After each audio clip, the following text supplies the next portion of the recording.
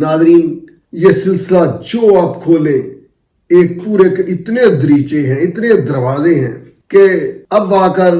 اگر احمد شریف صاحب نے ڈی جی ISPR نے ریئیکٹ کیا ہے مسلسل ایک جو یلغار ملک پر تھی، قوم پر تھی، قوم کی ثقافت پر تھی، معاشرت پر تھی، معاشرت کو برباد جب کر رہا تھا یہ شخص، تو اس وقت ہی عوام بڑے باشعور ہیں، انہوں نے ایک سیٹ والے کو کبھی 2 سیٹیں نہیں دی تھیں۔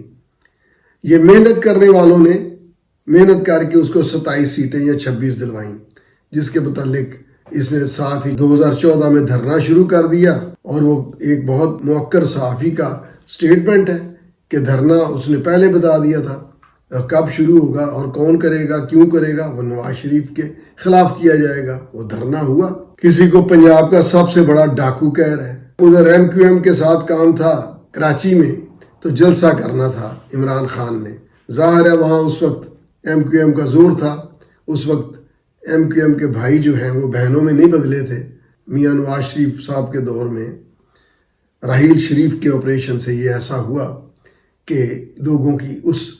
ایک کرمنل ایکٹیویٹی والے پورشن سے جان چھوٹی، تو اس میں اب ظاہر ہے یہ MQM کے خلاف تو لندن بھی گئے تھے، ان کو بہت مذاق کیا کرتے تھے یہ نیازی صاحب کہ ان کا حوصلہ ہے جو اس کی تقریریں سنتے ہیں، ان کا حوصلہ ہے، بھائی توبہ بڑا۔ تو پھر وہاں جب کراچی میں گئے تو جلسہ کرنا تھا۔ ناظرین الحمدللہ مجھے یاد رہتی ہے بات، آپ یہ گوگل کریں، ان کے جلسے سنیں، ان کی سپیچز سنیں، ان کے دعوے سنیں، لوگوں کو دیتے ہوئے گالیاں سنیں۔ تو سٹارٹ لیا کہ آج میں کسی کے خلاف بات نہیں کروں گا اور میں اپنی بات کروں گا۔ تو پہلا لفظ بولا، اس ملک میں جو سب سے بڑا چور ہے اس کو صدر بنا دیا جاتا ہے، آصف علی زرداری کو کیا۔ پھر ایک وقت آیا جب عدم اعتماد آئی تو زرداری صاحب کو بحریہ ٹاؤن والے ملک صاحب کے ذریعے سفارش کی، اور زرداری نے کھانستے ہوئے آدھی بات بھی نہیں سنی، اس نے کہا